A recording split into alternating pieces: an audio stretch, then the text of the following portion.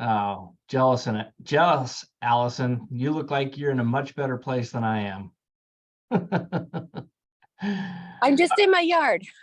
Hey, well, that's it. Okay, now listen, this is going to tell you whether I'm an arborist or not. Is the tree behind you an autumn blaze maple? Uh, I don't know. It's pretty though. So I'm just going to tell you something. This is how weird I am. Uh, I have several maples in my yard, and any of them that are of the silver maple family struggle with iron, and it looks like yours is a little yellow. Uh-huh. I think So that there's a wonderful company I hired that came out a year ago and infused my soil with iron. I mean, they have this big probe that goes about 4 feet into the soil, injects iron at about 400 psi, and 1 year later my trees are greener than all get out. And the yellow is iron chlorosis. It means it doesn't have enough iron and it can't do the you know the photosynthesis and converting things. Essentially the tree slowly starves if it doesn't have enough iron. So anyway, there's your tip for the day. all right. Thanks. Okay, guys, so each time we do this training, I cover a couple of items that are on the administrative rules, just by way of background. We've covered all the affirmative duties, and we're now marching down the list of the prohibited actions of a licensee. And the reason we do this is, well, obviously multiple fold, but our license is our livelihood. And if you don't pay attention to these things, you could find that your livelihood goes away. It takes a pretty steep event to lose your license, but it does happen. And so I want to make sure that we cover these things and just steer clear of any potential issues. So I'm going to go ahead and share my screen here. And I will pull over. There we go. I know it's pretty colorful. Sorry. The first one that I'm going to roll it to the top. The first one I wanted to cover today is item O. And this is an interesting one because we deal with this. Are you guys aware, you may or may not be aware, that there are several states, and actually the list is growing, of states that will not allow their licensed agents to do limited agency? The list is growing because there tends to be more and more lawsuits over the years about this specific issue, because even though in our state, it's still allowed, although there has been discussion at the state level of whether we become one of those states. But the first version of that would be a brokerage could be limited, but an agent couldn't represent both people on both sides.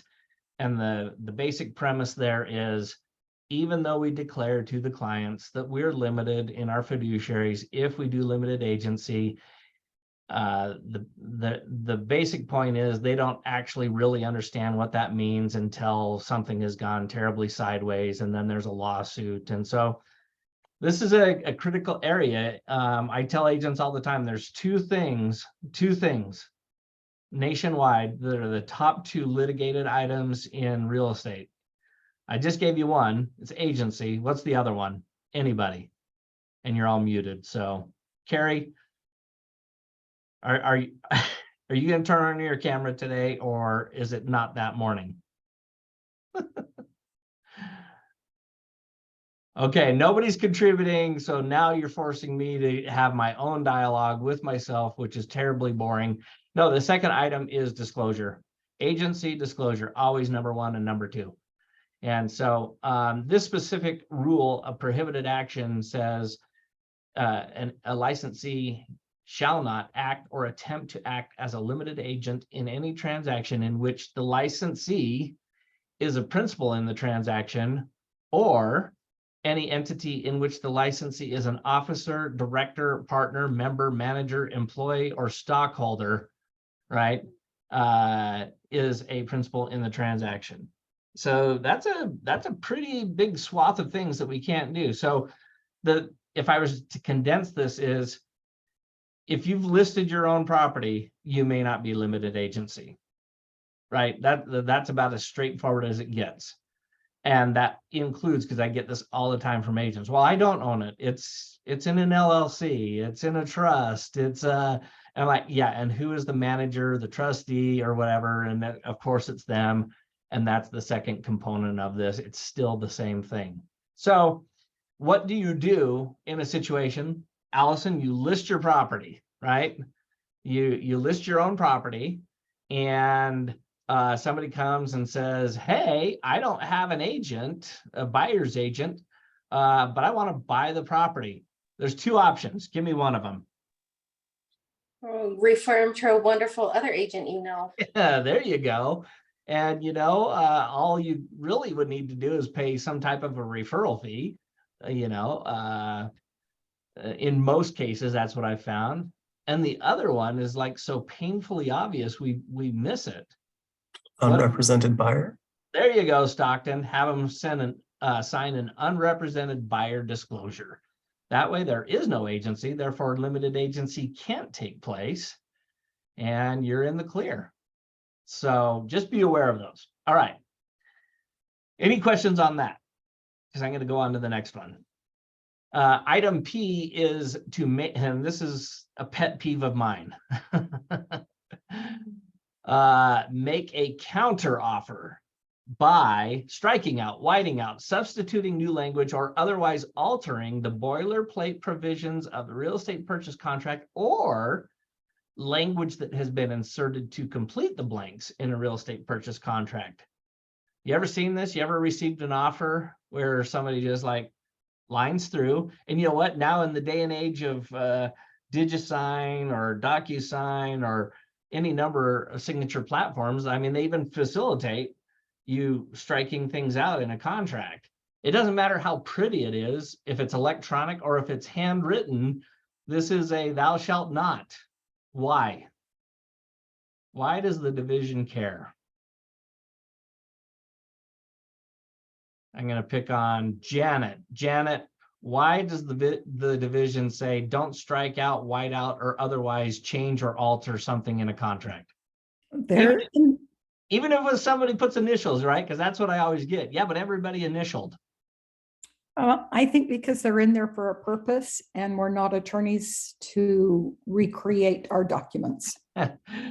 Yeah, so look at how item P starts out. The fact that you start changing something constitutes a counteroffer. A lot of people miss that, right? Because at one point it was, signed or agreed to, and you're making a counteroffer by making those modifications and changes. And the bigger problem is that how do you know when those took place, right? Because contracts are all about sequencing. And that's why at the bottom of our REPC, we have dates and initials. And at the end, we have signatures, dates, and initials. So we can see when things were done and what the sequencing was, because that makes a difference in many of the contractual terms. And so when I use that explanation, you might imagine I get from some of the agents, it's like, well, we dated and signed when we struck it out and initialed. And I'm like, yep. And we can't really verify when those things were put on, right? Even though you write a date and time. I've had, as a principal broker, I have had many times where people write in a date and time, which wasn't actually the date and time that it was signed, right? That happens. The good part about our digital signature platforms now is they are almost all journaling systems. And so you can actually go get a definitive time and date when something was done. The point is the division doesn't care. They don't want to deal with it. They're saying it's very easy for you to do an addendum to change any of those terms, which makes it way more clear what lives and what has been stricken from a contract. And so their expectation is that we use an addendum to make any modifications to a contract. So I think the biggest reason agents do it is because, you're going to hate to hear this, because we're just lazy. Oh my gosh, I got to go get a blank addendum and I got to get another signature and initial on that and put the date and the address in. Yeah, then that's what we're saying. That's what you got to do. So if you get, even if you didn't originate it, if you receive a contract that has that, the expectation is you still have a fiduciary as the receiver, the receiving agent, that fiduciary of reasonable care to reach out to the other side and say, hey, you know what? We really need to drop this into an addendum, right? And that keeps your contract above board and you're not participating in something that division highly frowns upon. All right. Any questions on that? Any scenarios you've run across on that may leave you with a question? Yeah, you guys are really exciting this morning. I just got to tell you. All right. So the next thing I had to cover on here was actually just a situation I ran across this week. And I think these real world stories are always good. I think they're more instructive than just in theory. So had a deal on Friday, actually bled over into Saturday. One of our agents in Layton called up and said, hey, have somebody who, sorry, this one was St. George. There was another issue in Layton, but this one was St. George. We have a cancellation. So our company represented the seller, and our side represented the buyer, and the buyer had sent a cancellation, and they had used the UAR form, and they had checked the box that said that they are canceling after the financing and appraisal deadline. Okay. And when reviewing the contract, there's no other terms, no addenda that modified anything, is pretty straightforward. And, you know, lo and behold, the other agent is calling up and saying, hey, we want that earnest money and we want it right now. And can I just tell you how enjoyable it is when I have an agent from an outside company tell me how to do my job? I just love it. It just makes me feel warm and cuddly inside. And I'm really not trying to be obstinate or trying to prove a point, but our client is out of town till Monday. Okay. Is there anything in the purchase contract that you guys are aware of that says anything about any type of a timeline when earnest money is going to be used as a default remedy in a contract? Anything that says how fast that has to take place, releasing the earnest money back to the other side? Because I'm just wondering if it's just me, because there is no language. It doesn't say you've got 24 hours or 48 hours or 72 hours. It just says that you're to release the earnest money. And when it's absent language like that, it's what is a reasonable period of time is almost always what it comes down to. So I wanted to make sure you guys were aware in case you ever run across this situation. Allison, I like your partner there. Yeah. So when we run across situations like this all the time, I'm talking the administrative side of our company. Agents are pretty good. We're getting pretty good complete files, but it's not always the case. And so I'm given the responsibility from the Division of Real Estate to adjudicate a contract, to release earnest money per the terms of the contract if it's clear, right? This is what the division says, if it's clear that it is to be released.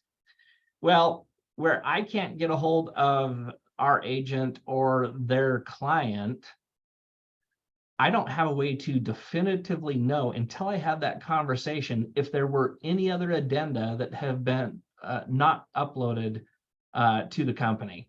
And until such time, I'm not going to release the earnest money until I have, and in this case, it was $10,000, right? It's not an insignificant amount. So if you run across that situation and your client's all hot and bothered and they want the money like today, just know we're going to do our due diligence and make sure everything's buttoned down. What is one way you can accelerate that and make it go really fast? Anybody? How can you speed up the process of getting earnest money released?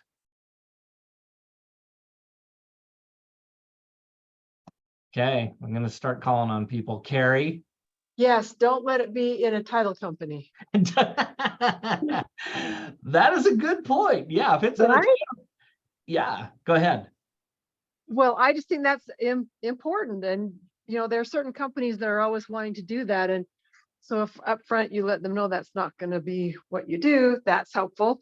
And I will also say something else. I think that when you ask for a higher amount of earnest money up front, when everybody's excited, the buyers are happy, you're way far ahead. I just had a transaction where I was working with an investor and he wanted to pull out at the end. He really wanted to pull out, but that earnest money was hard for him to lose. And so in the end, he came through and we closed on the transaction. But had it been, a low amount of earnest money, I think it would have been easy for him to walk and my seller would have been back to square one. How much was your earnest money on that transaction? It was $5,000. Yeah. I don't know. It's different from client to client, right? But the days of the $500 and listen, if you get a $500 earnest money or $1,000 earnest money, do you know the national average is about 2% of purchase price for earnest money? Mm.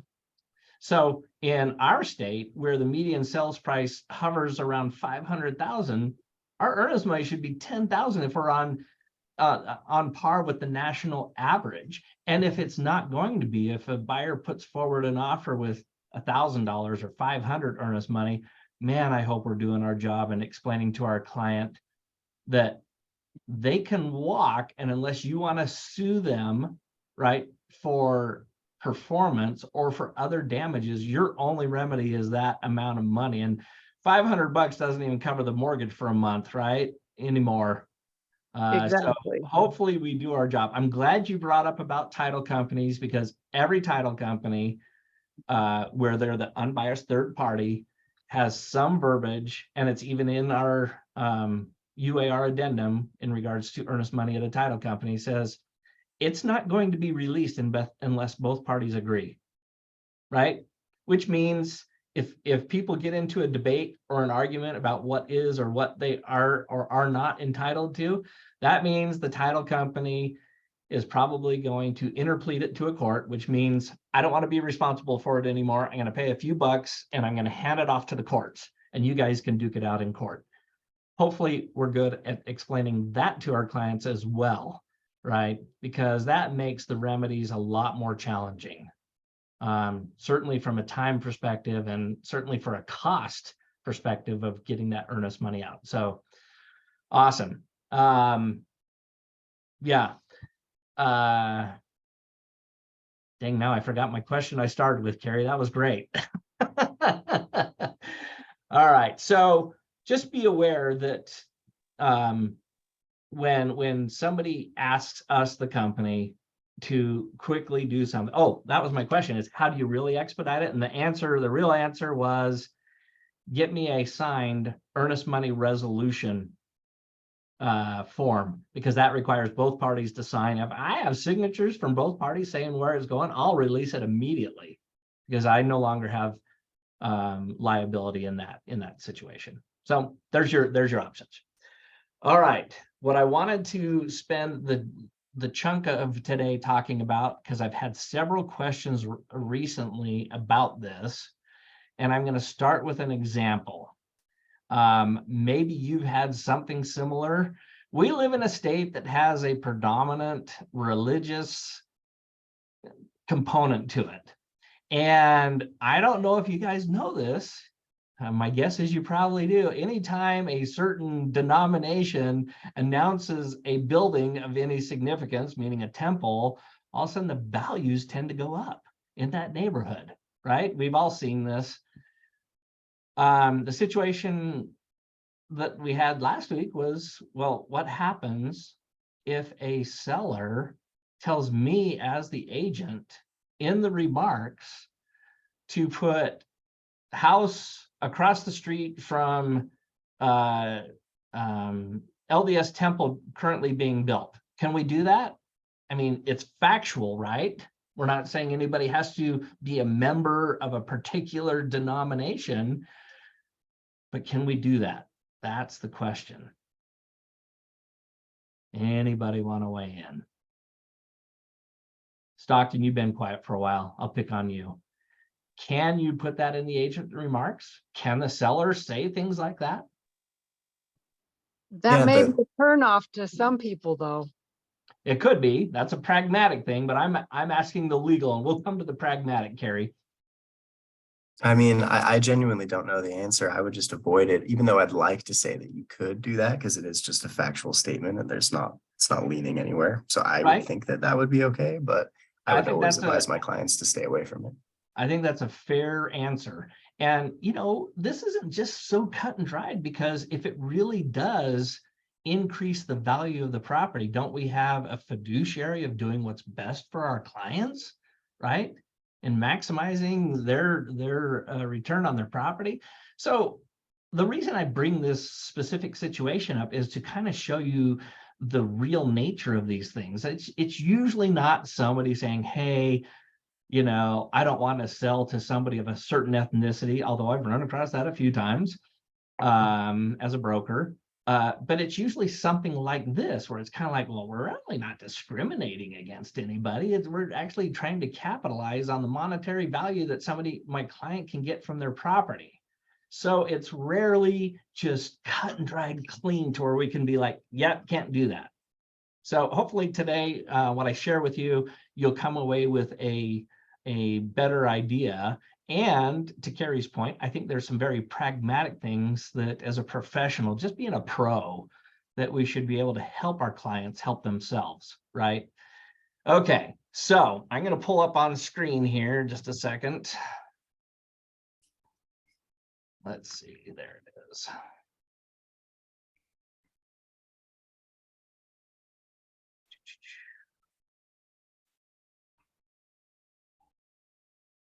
All right, here we go.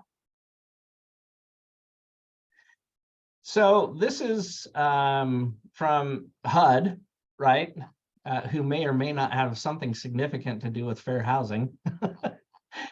And I've highlighted some areas I just want to touch on. So you can find this online, you know, just search HUD housing, fair housing, and you'll get this. But and I'm sorry for the format. When I printed it out to a PDF, it kind of compressed it in. But who is protected? I think it's important for us. We're not going to spend a lot of time here, but the main areas that are protected, and there's one that actually has been added recently: race, color, national origin. I mean, people sometimes lump those all together, but they're actually their own classes: religion, sex, and they specifically now call out gender, familial status, and disability.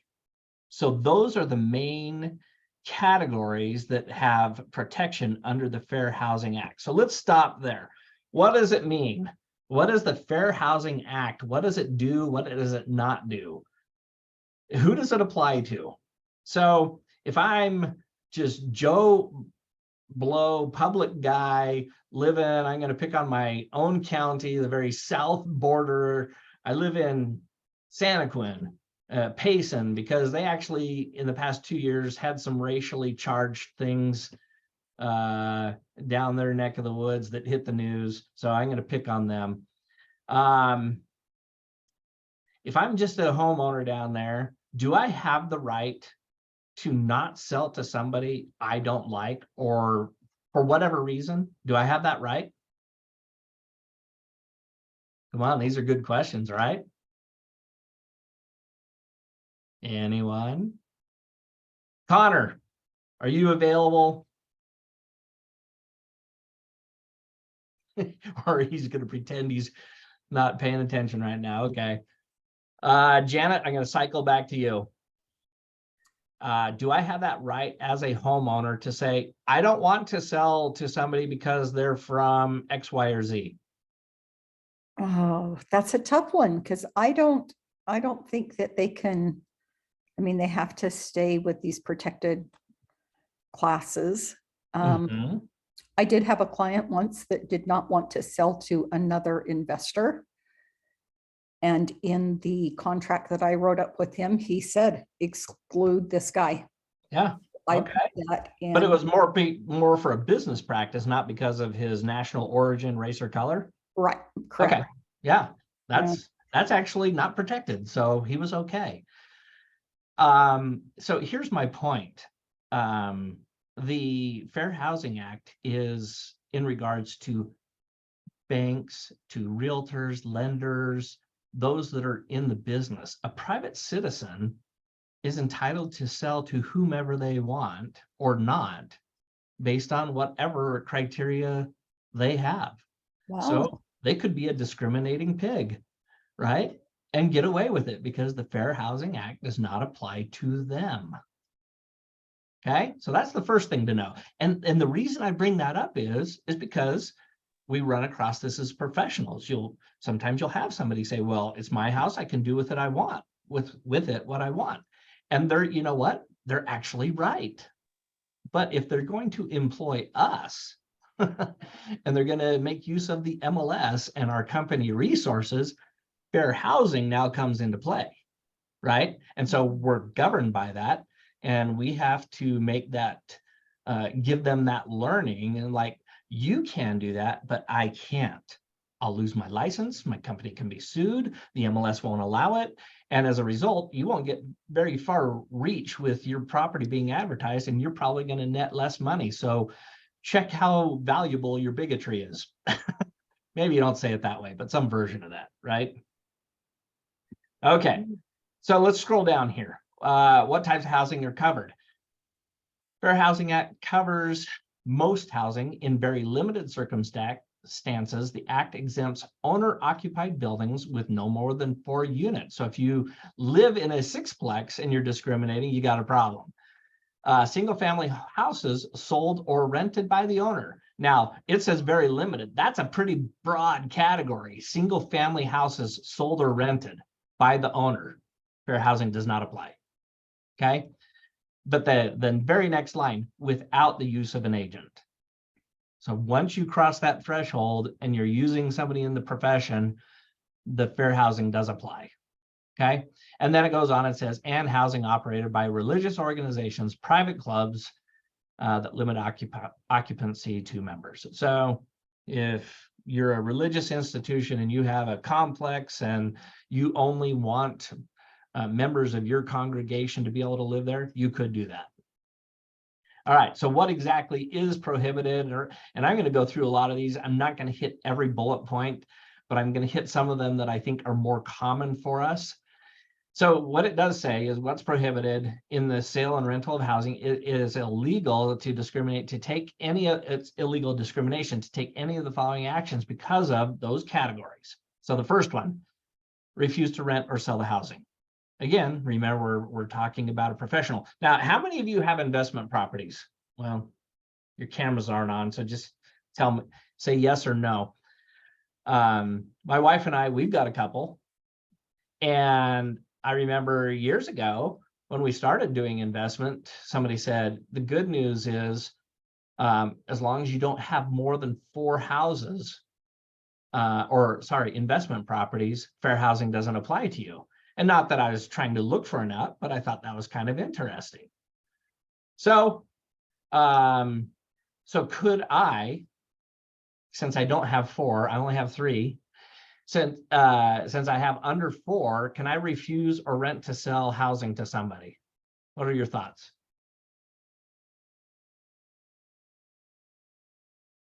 Come on, participate, somebody.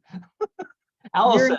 You're an agent, so I think you're still held to fair housing. Okay, but I'm going to take a variation on that, Carrie. What if I'm not running it through the brokerage, right? I'm going to sell it as a private citizen. I don't put it on the MLS. What about that? You still have knowledge. You still have the knowledge that others don't. Okay. Yeah, you're still a professional in your. You guys are spot on. You guys are spot on. The under 4 does not apply to me because I'm an active agent, period. Yeah. End of story. Doesn't matter if it's through the company, doesn't matter if it's on the MLS, doesn't matter. The fact that I am in the business, I am held to a higher standard known as fair housing. So if you have, I just wanted to bring that up in case you have rentals. Don't fall for the false narrative that if it's under 4, you're okay to discriminate. All right, next bullet point. Make it unavailable. Yeah, right. So this is kind of the gimmick. Oh yeah, you know what? It's not available currently. Or you put somebody in there temporarily because you don't want this particular person to come into your property and you want them to go away, and then you'll actually put it on the market. If they can document that, you're in trouble. All right. This is the one that really applies to us as real estate professionals, I think, more than just about any other. Not that it's more important, it's just more common. Make, print, or publish any notice, statement, or advertisement with respect to the sale or the rental of a dwelling that indicates any preference, limitation, or discrimination. So I'm going to go back to my example I started with. Your seller says, hey, I want you to put in the comments that the house is across the street from a current LDS temple being built. Now that you read this paragraph, what's your take?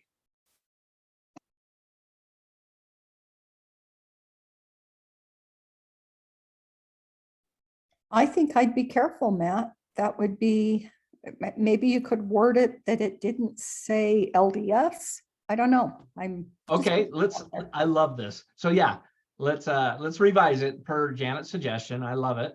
What if we just said it's across the street from a temple being built? Not LDS, just a temple. It could be a Buddhist temple. I mean, where I live down in Salem, there's a Krishna temple, right? Right. So if I just say a temple, am I out of the woods? What do you think, Allison? Well, I think because of where we live, people would assume that it was the predominant religion. I don't know.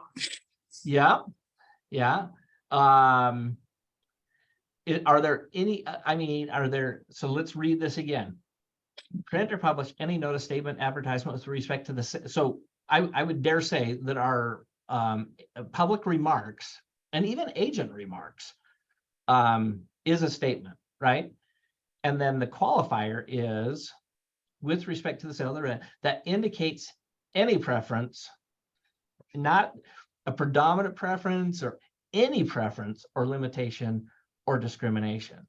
So I'm going to broaden this for us.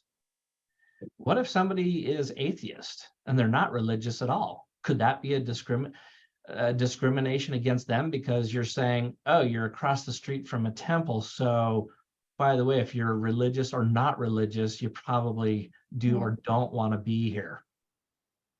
See where I'm going with this? Yeah. It says any, not highly likely, any preference or limitation or discrimination.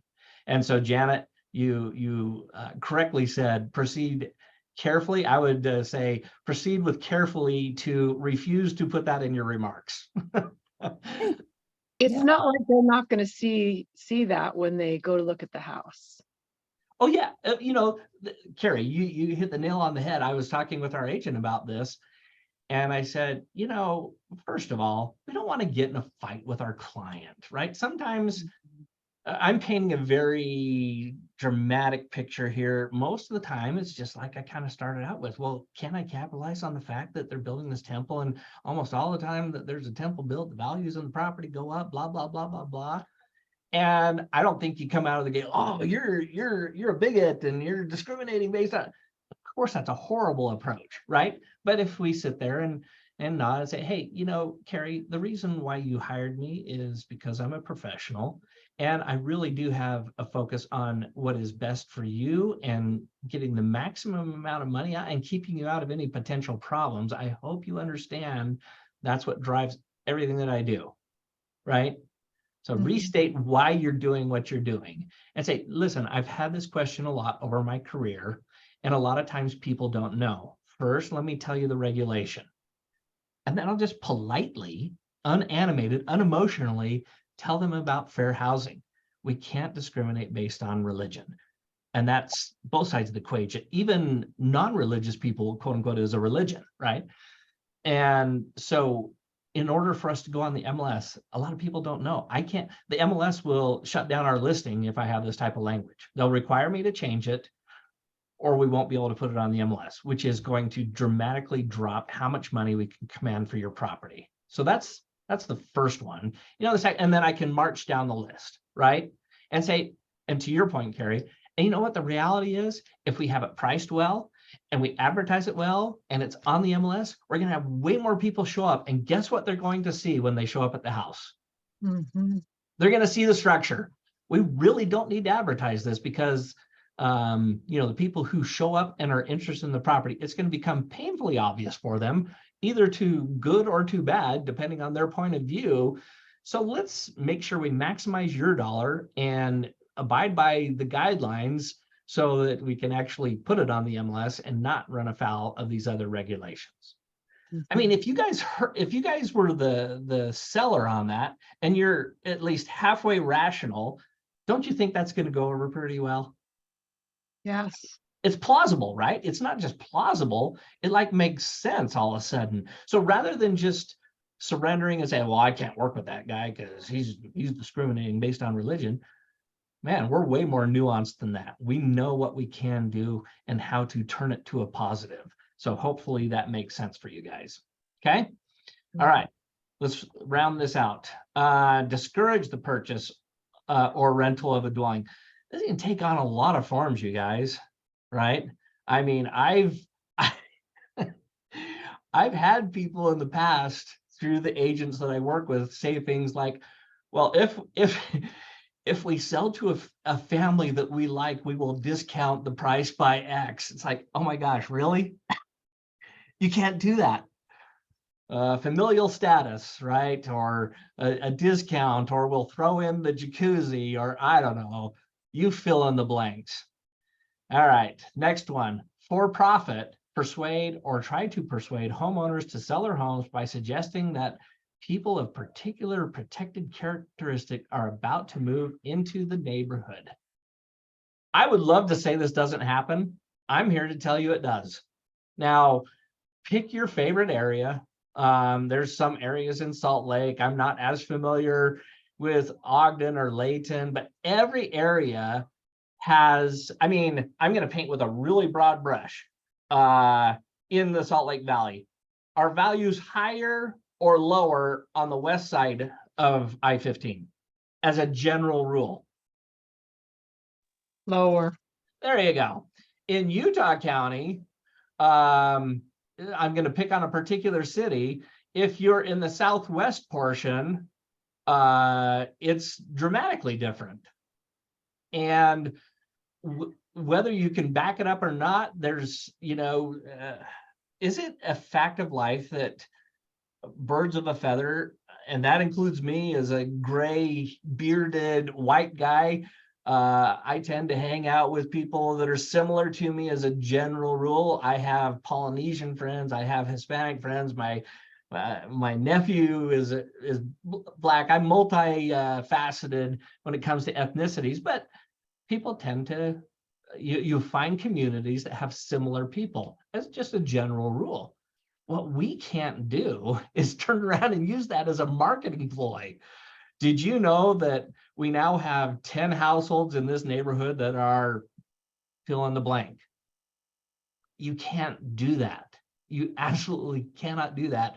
And I have literally run across that with, over the years, multiple times. Well, we're just stating a fact. Or what about this? What about crime statistics? There's a good one. Can you say, well, the crime stats in this area are higher? This is a tricky one. Carrie? Well,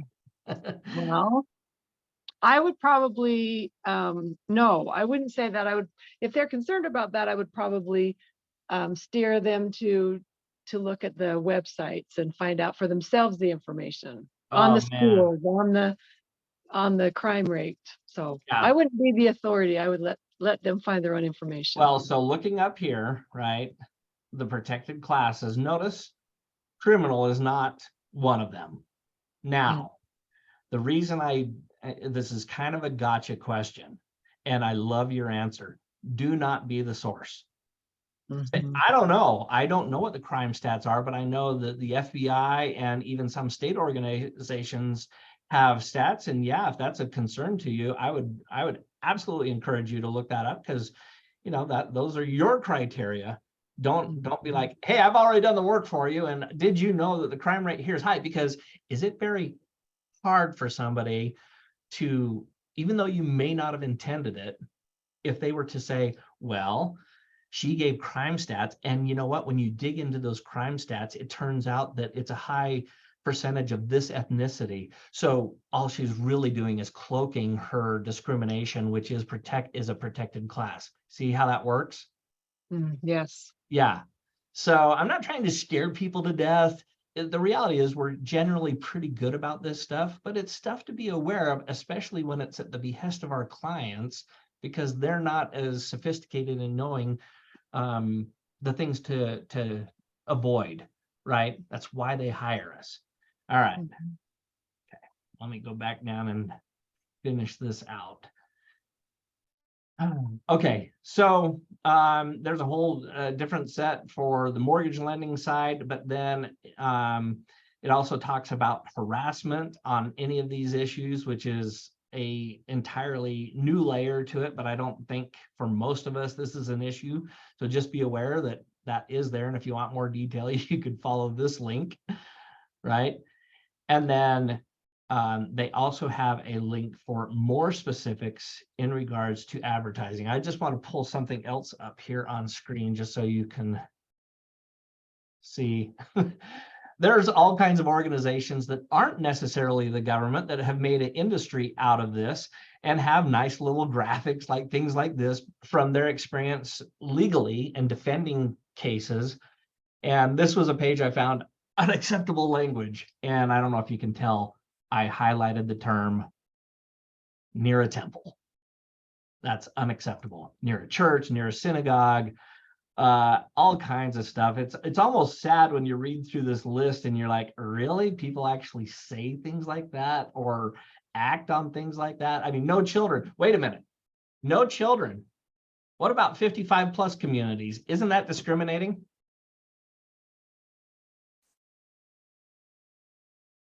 Nobody wants to weigh in on that. I don't think so, because that's the structure of the housing unit. Well, so what if I said I'm structuring a housing unit and we just don't accept Hispanics? Well, that's different. Okay, here's the interesting thing with 55 plus. You probably know this, but I'm going to say it anyway. Does 55 plus mean you have to be 55 to live there? No, No. What does it mean? Put some flesh on that, Janet. I think it's a suggestion.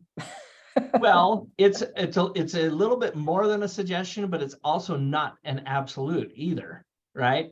So my wife and I are a year apart from each other. And you know, something a property came up that was in a 55 plus community, and I'm like, oh honey, you're a year older than me. We can qualify, because that's the qualification for 55 plus, is somebody has to be 55, right? That means I could be a parent with 4 teenagers and an infant and I could still move in there, right? Because I am 55 plus. So there's all kinds of fun stuff. And just for the record, just because somebody is doing it doesn't mean it's always right. It just means they haven't been threatened or been litigated against yet. So if you ever get into a situation where it's questionable, where you're not exactly sure the lay of the land, I would strongly suggest you reach out and let's have a conversation. And either I will have the answer for you, or I promise you, we have access to attorneys, and I bug attorneys all the time to get more definitive answers.